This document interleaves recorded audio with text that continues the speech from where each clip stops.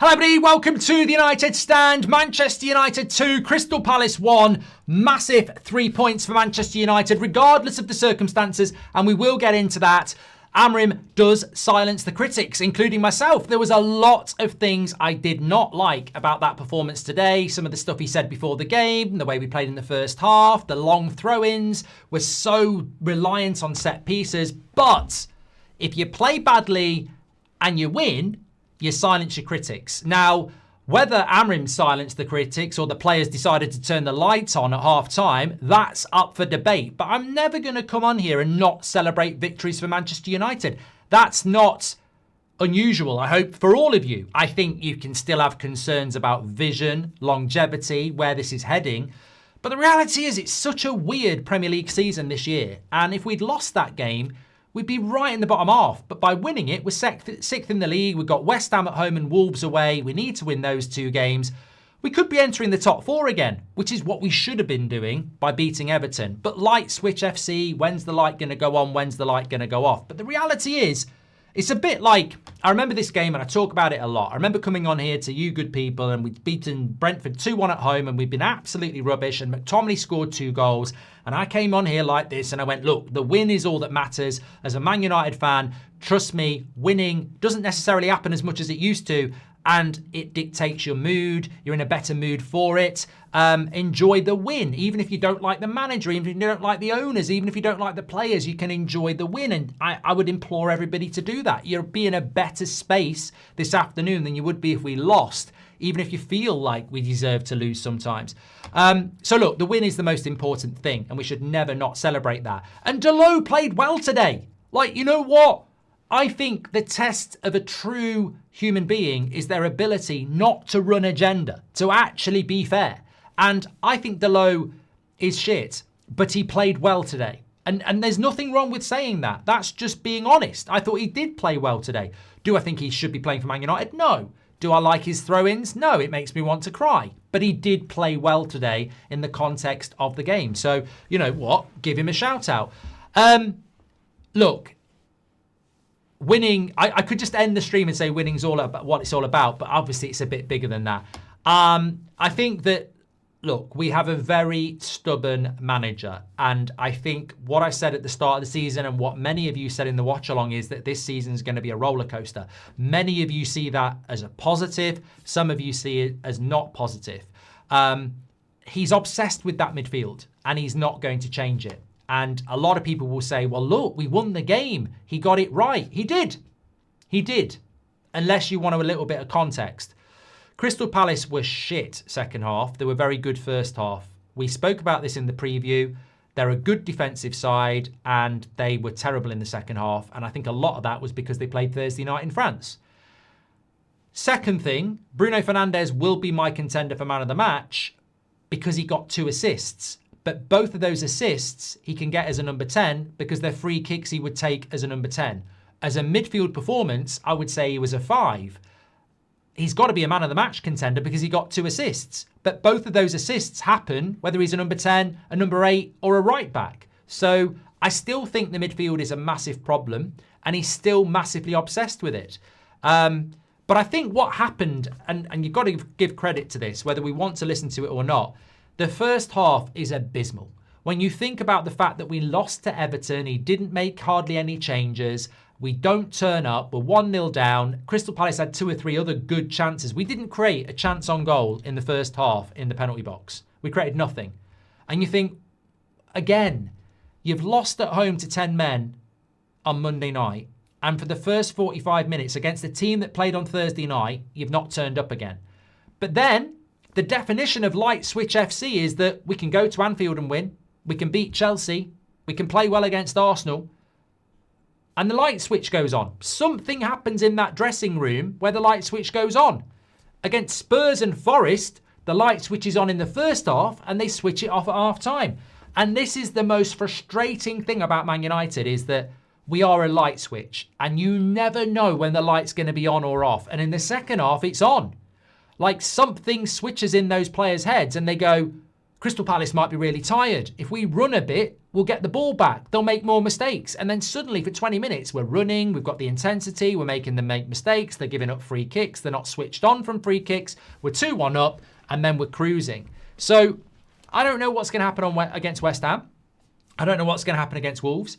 I don't know what's going to happen against Newcastle on Boxing Day. I don't know what's going to happen at Villa Park. We should be beating Everton on paper, and Palace should be a draw.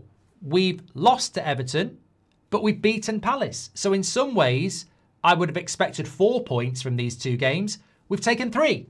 So that's not the end of the world.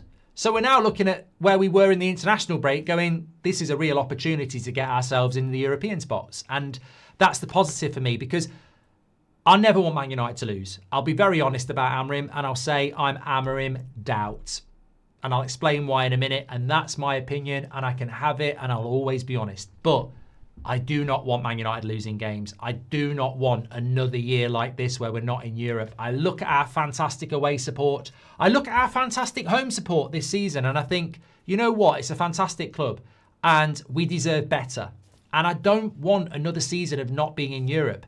So if the football's going to be shit, but we're going to grind out results and stay in the European race, I'll sign up for that. Where's my gold pen? I will sign up for that. There we go.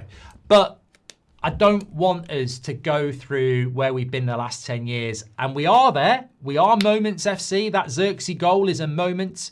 You know, that Mount goal is a moment. You know, but it worked for Ten Hag at times and it worked for Ollie. I want to see us playing good football. As I said, for the 3rd time today, I think Amorim's vision is about as clear as a pint of Guinness. I don't know what it is. We're not playing well. We are amazingly throwing long throw-ins into the box. We are hoofing the ball long. It's not great football. However, if we win, you can't really criticise it because we all hopefully have a smile on our face that we win. And we just hope that at some point the wins turn into better performances as well. So that's sort of where I am with it. But look, I will also be honest. Why am I Amorim doubt? I think that after the Everton results, my personal standards are that we're Manchester United and there has to be accountability. And if you don't make changes to a team that plays like that against Everton, you're basically saying you're in control. And I think Amorim passes control to the senior leadership team. They don't get dropped. I think they're in control. Yoro hooked at half-time. You can see he's devastated. Dorgu publicly humiliates him today in an interview. And Mainu is a starter, apparently, for the 2nd week in a row, but never uses him, even though the midfield's not very good. So I have my issues with Amorim doing that. I want to build a team. I'm not interested in the leadership team. You know, they've let us down before, so I don't like that. I don't like the way we're playing football either. I thought the first half was embarrassing, the way we were playing football. So there are 2 things I hold against Amorim at the moment that are making me unsure. Why I'm the Amorim out is because he's winning. You know, he will be here till the end of the season. I'm not going to put myself through the trauma of saying Amorim out when we're 6th in the league and we're winning games. I also like the guy. I do. 99% of what he says I like. I liked what he did at Sporting. I like some of the things he's done. And I don't think he's been bought a midfielder yet, which is my big issue. I hate the midfield. I'd play Bruno as a 10 and I would play Mainu and Casemiro or Mainu and Agate. And then I'd get rid of Casemiro and buy another midfielder. And I have to hold on to the thought that he is surely going to do that. And that's on the ownership. So he, you know, if we sacked Amorim tomorrow, it would be a very good point to say we never bought him a midfielder. And I think that has to happen. So I understand and respect why people are Amorim out. I think there's a lot of reasons to be fed up with him at the moment. And I am really fed up with him. But he's winning games. You know, and that silences you. And it silences me. You know, a manager, as stubborn as he is, and he should have changed the formation on Monday night, and he should have made changes today, but he's won the game. And we were rubbish in the first half, and we were rubbish against Everton, but he's won the game, and he deserves credit for that. He does. And look, you know what? I can guarantee there'll be people saying, if the Crystal Palace wall had done its job, we wouldn't have won the game. And if the Crystal Palace defence had done its job, Xerxes' shot wouldn't have gone in. And where were the chances other than that? I mean, we basically scored with our 2 best chances. I don't know the stats, but we did. But, you know, shoulda, woulda, coulda. If Gakpo hadn't hit the post twice, we wouldn't have beat Liverpool. I think today reminded me of Liverpool a little bit. I think we played better at Liverpool, but nobody can say we didn't deserve to win the game. We've done what was needed to do.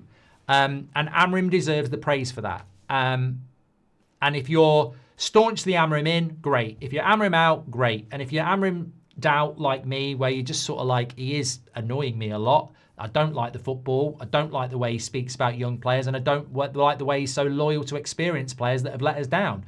But fundamentally, he ain't going anywhere until the end of the season. And I'm comfortable with that. Let's see where we are in May. And if he proves us wrong, let's keep him. Let's keep him. If he doesn't, let's get rid of him. But let's give him a midfielder in January. I mean, you know, we can talk about whatever we want, but we're not playing particularly well. And the midfield is a problem. For the last 2 games, it's been a massive problem. Only in the second half today did it look okay because Palace were dead on their feet. It's a problem. Give him a fucking midfielder and let's have a go. Because he ain't going anywhere until May. I mean, look, I think if he'd lost today and lost on Thursday, maybe they might be looking at it. But it's going to be like that. It's going to be a roller coaster and they're going to keep him till the summer. So give him something in January because I'm not convinced he's the guy at the moment. I'm not convinced he's the guy to build a team with. But to find that out, you've got to give him a midfielder. He's got to stop doing what he's doing in the midfield. And also, I think also, another great point, and I'm sort of stealing it from one of you. When it comes to Mainu and Agate, right? If I'm Sir Jim Radcliffe, we've basically got 2 midfielders. Because if he's not going to use Agate and Mainu to start this game or bring them on at half-time based on how Bruno and Casemiro played in the first half and how they played against Everton, if he's still not going to change it, he definitely doesn't rate them. And nobody can tell me I'm wrong on that. Like, Everton, midfield was shit. He still didn't change it. First half today, midfield was shit. He still didn't change it. That's how low he thinks of Mainu and Agate. So in essence, we have to assume, in Amorim's mind, he thinks they're shit. Because he won't change Casemiro and Bruno, no matter how bad they are. So you've got to buy him a midfield because you can't just have 2 midfielders. You've got to buy him a midfield. Whatever we think about Mainu and Agate, and some of us think they're worth a chance and some of us don't, it's clear in Amorim's mind he thinks they're shit. So we've got to buy him a midfield. But look, today, it's why I love doing this. It's why I love this community. It's why I love Man United. It's why I love football. Because it throws up all sorts of emotions and it throws up all sorts of debates. And I'm sure the 8 o'clock show will be very interesting because I have to applaud Amorim, I have to applaud Delo, and I have to say that that's a really good 3 points. But I also have to acknowledge a lot of the things that are frustrating me and concerning me are still there as well. So, you know, that's sort of where I'm at with it. We'll do the player ratings in a minute, but I want to get into some of your points as well. Let's have a quick look. So, is that the first time Mount's played 90 minutes for United? Good to bump into on Thursday night. Hope you're doing well, Paul. Be interesting to see if Mount can play on Thursday. Hopefully he can do because, you know, I've always felt that he struggles to play 90 minutes and he has played 90 minutes today, so hopefully he will. Crazy how Martinez after 9 months got more playing time than Mainu and Dorgu. Why say Mainu is a starter but still just give him 4 minutes? He doesn't think he's a starter, does he? Let's be honest. Araki says, Moments FC returns, horrible game, 2 goals, 3 points secured, continues the roller coaster. Thank you very much, pal. Would like to apologise to Xerxes for my comments, as Scott. Look, I haven't gone in on that because I get it. I really do. I've seen the criticism of Xerxes on Monday night. I saw it at half-time. And you don't need to apologise because we're in a time where, you know, we want to be a good side. We want to win. And we see a player playing up front and they're not doing very well. And you're like, oh my God, get him off. He's shit, this, that and the other. But look, let's take one for the team. I said it on Monday night after the Everton game. You can be critical of Xerxes' performance, but he hasn't been used for 3 months.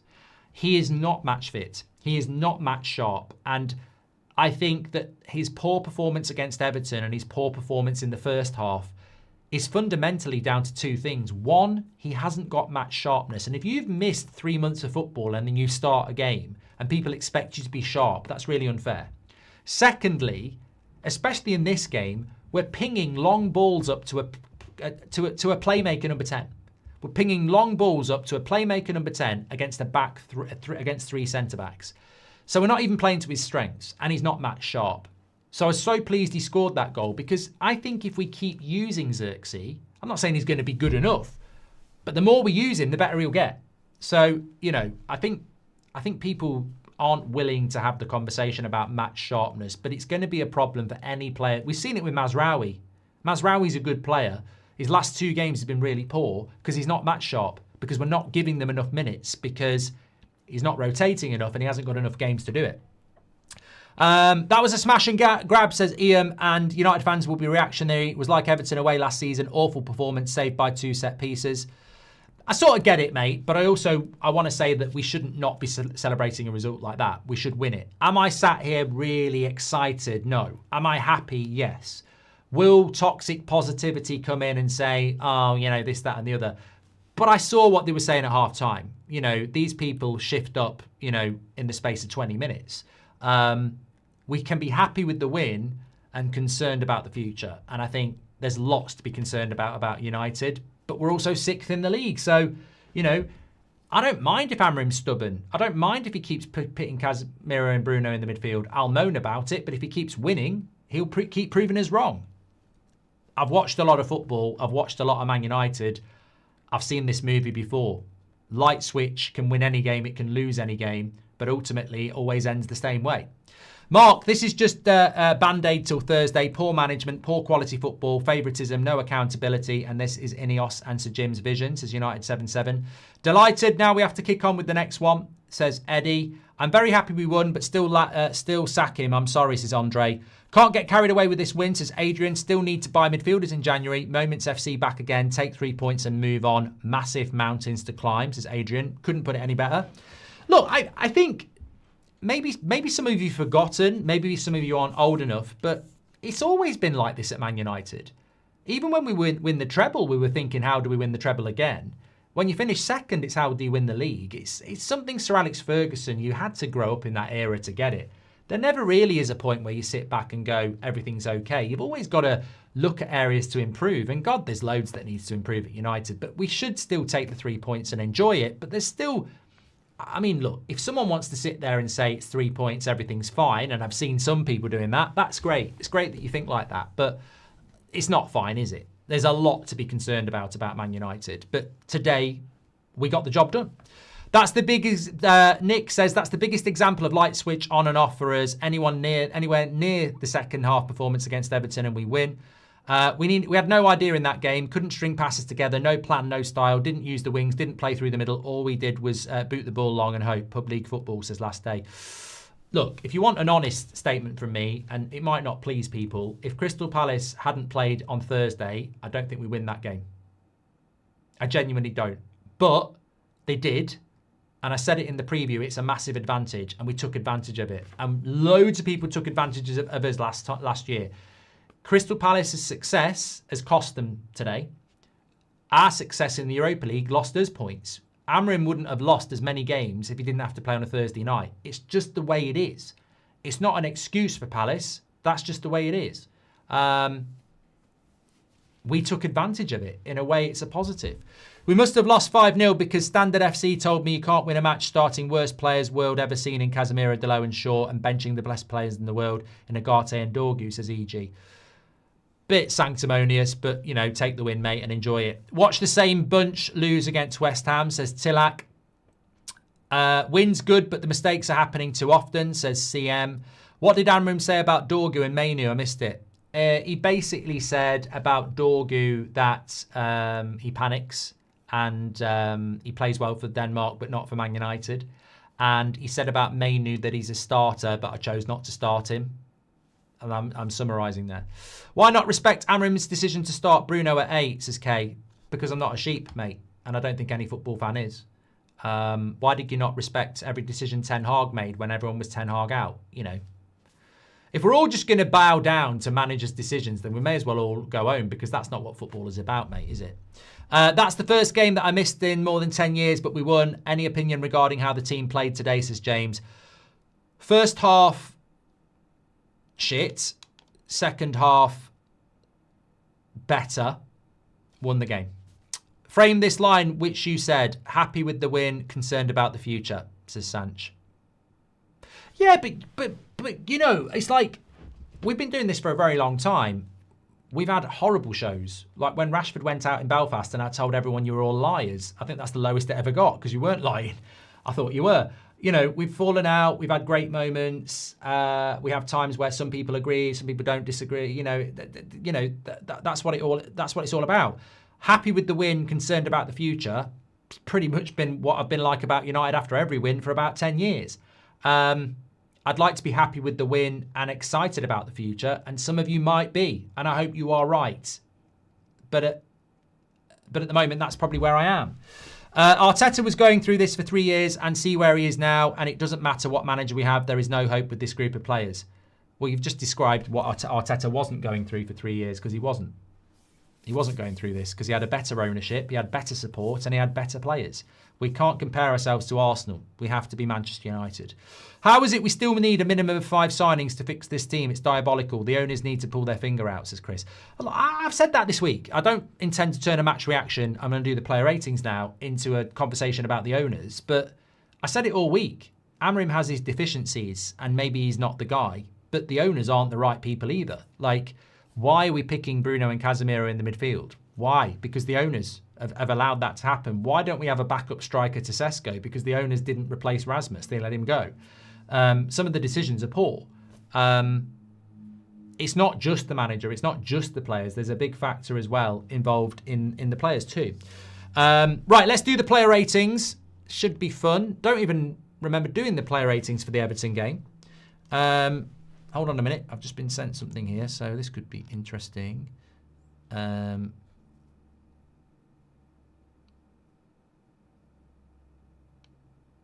Oliver Glasner's basically said 2 mistakes have cost them.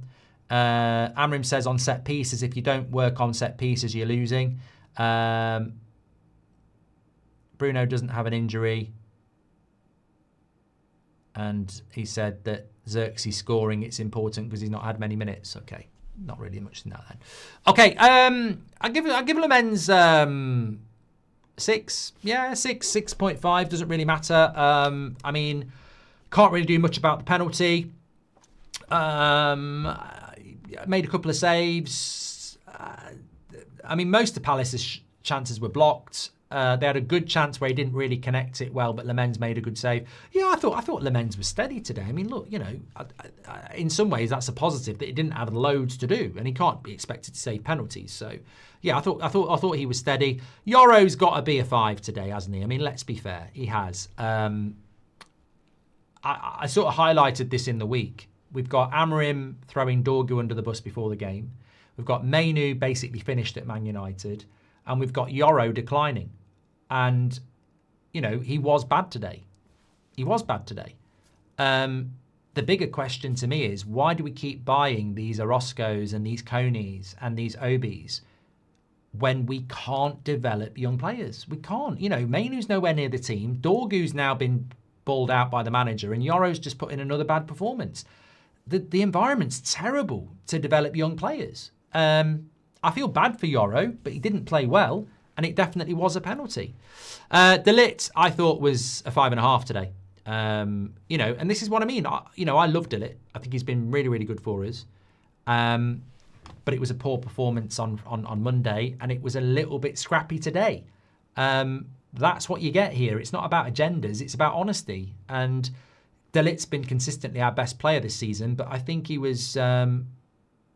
I do think he was below par again today, you know. Luke Shaw was probably a 6 for me. I thought in the first half he played well. Second half, he always fades.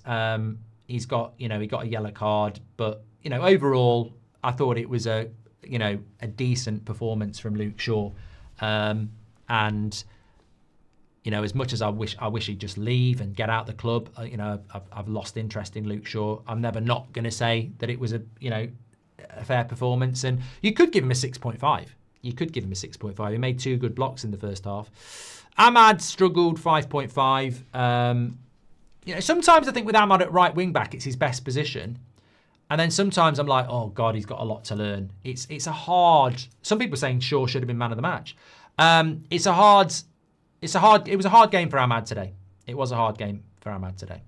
But I don't think it was terrible, but I think it was a tough game that he struggled to get into. Casemiro, first half was so bad. Second half, a slightly better one, 5.5 for me. Yeah, 5.6, I agree with that. Bruno, as a midfield performance, I would give him a 5.5. I thought he was crap in the first half, better in the second half. But I think because he gets 2 assists, and look, this is the way the world works. You can be the world's worst performer and score a hat-trick, and you've got to be man of the match. But he got 2 assists, so it's got to be a 7. I've got to give him a 7 for the 2 assists. The funny thing is, he gets both assists as a 10, and that's where I would play him. I don't know why we play him in the midfield, but, you know, he did get 2 assists. Delo, 6.5 for me. Some of you just are never going to move past it, are you? Like, you're never gonna be fair. I think he was a 6.5 today. I actually thought he had a better game than Shaw. His energy was good. He made some good tackles. He actually crossed the ball quite well. Yes, there was the obligatory give the ball away, make a bad tackle. But I thought he was better than he has been in a long time. I would give him a 6.5. And Burmo, probably a 5.5. Yeah, it was last couple of games, he's sort of been dragged down to that thing that always happens with new signings. Having said that, you say he's been dragged down. Is he getting decent ball? Is he getting decent opportunities? At Brentford, he could probably expect to get 2 or 3 chances a game. At United, he probably isn't, you know? Mason Mount, 6.5. I don't think he was in the game much, but he took the goal well, and he played 90 minutes. So that's got to be a positive for Mason Mount. And the funny thing is, he actually grew into the game more in the second half. Xerxes, I mean, I think it's a great goal. I'm going to give him a 7. You know, I can't give man of the match on a 90-minute performance here. I don't think anybody had a 90-minute performance. I really, really don't. So my man of the match is going to be based upon, you know, whether it's Delo or Shaw for an overall okay game, or it's Mount, Bruno, or Xerxes for contributing to the things that won us the game. So I think Xerxes' goal was the best goal. I'm going to give it to Xerxes, you know. I mean, look, people can say you're wrong, but I didn't see a performance where somebody was like clearly man of the match on performance. I think the most consistent 2 players on the pitch were Delo and Shaw, and I think Xerxes, Mount, and Bruno gave us the moment. So the best moment was Xerxes' goal. That's the one that changes the game. So I'm going to give it to Xerxes. Mazraoui was okay when he came on. Great to see Martinez back. Dorgu and Mainu weren't really on long enough. So Amorim for man of the match. What are we thinking? Amorim performance. Look, this guy pushed me to the edge before the game, not making changes and what he said. The first half performance, watching Delo do Rory Delap impressions, nearly made me say it. So I think Amorim has pushed me about as close as he could do to saying the words I don't want to say. But then he wins the game and he silences the critics, and I'm one of the critics, and I'll never not stand here and say he's shut me up. Well done. So I've got to say, first half I'd give him a 2 because he picked that team and it was shite, and second half I'd probably give him a 7, and we won the game. So I'm going to give him a 6.5. I'm going to give him a 6.5. To turn that first half performance into a result has to be applauded. The question is, and one of you said it at the start, I could claim this and make myself look really good. The question is, did Amorim turn it round, or did the players bail him out? And what I mean by that is Amorim anything to do with anything now? Is it just whether the players turn up or not? Against Everton, I'm sure he told them how to win the game and they didn't turn up. Against Palace, I'm sure he told them how to win the game and they didn't turn up. And in the second half, they did. And we're actually just reliant on whether the players turn up now. I mean, did Amorim actually do anything? Or, you know, is it just the players bailing him out because they decide to turn up? And that's the thing. I don't know. I don't have the answer to that. But ultimately, I'll give him the benefit of the doubt. Man of the match, Mason Mount. I mean, that's low. I mean, I don't mean it's low giving it to Mason Mount. Bloody hell. I don't mean like, God, we've hit a new low. I mean, that's a low man of the match scoreline. 25% Mason Mount. Second place, Xerxes, 18%. Third place, Bruno, 12%. And then it's broken down into loads of other players. Delo, Shaw, Delit. Yeah, Delit. Mad. So there you go. Mason Mount's man of the match. I mean, it was sort of that sort of game. It wasn't a good performance from Man United, but it was a great result. As I said, happy with the win, concerned about the future. Well, the half-time talk, we came out better in the second half, says Ray. They win in spite of Amorim. What does he even do, says Parker. Look, what I'm saying about Amorim is he'll have given the preparation and the team talk for Everton and they didn't turn up. He'll have given the preparation and the team talk for Palace and they didn't turn up. At half-time against Everton, he'll have told them how to get back in the game and they didn't do it. At half-time today, he'll have told them how to get back in the game and they did do it. So is it Amorim's team talks or is it the players just deciding to go, yeah, let's do it? And I think that's the problem we have. You never know whether they're going to turn the light on or off. I think for West Ham, we could do with Maguire being fit so that we can slot him in because Yoro's looking like he's turning into Dorgu in the sense that he's losing confidence. And, I mean, he's not going to change the midfield or the front three, but I mean, I've got West Ham, Liverpool on here and hopefully that'll be a win. 100%. Thank you very much, everybody. Fan forum. Let's see what they've got to say. If Ricky's on, Luke Shaw's going to get a 10 and man of the match. So I will be watching that whilst watching Liverpool. And then I'm live on That's Football at 4 o'clock for Chelsea Arsenal. Back at 8 o'clock as well. It's a busy day today. 8 o'clock tonight, we'll be back. We'll have a more in-depth conversation about what's next. But today, it's 3 points. Thank you, everybody, for tuning in. Make sure you smash a like on the video and please do subscribe. And I'll speak to you all in a bit. Take care. Let's get over to the fan forum. Let me just before we say that, what should we spam it with? I think we should spam it with the low man of the match just for a bit of a laugh because you know what, he did have a good performance and it's a joke. So let's get over there with the low man of the match. It'll fry their minds. See you in a bit.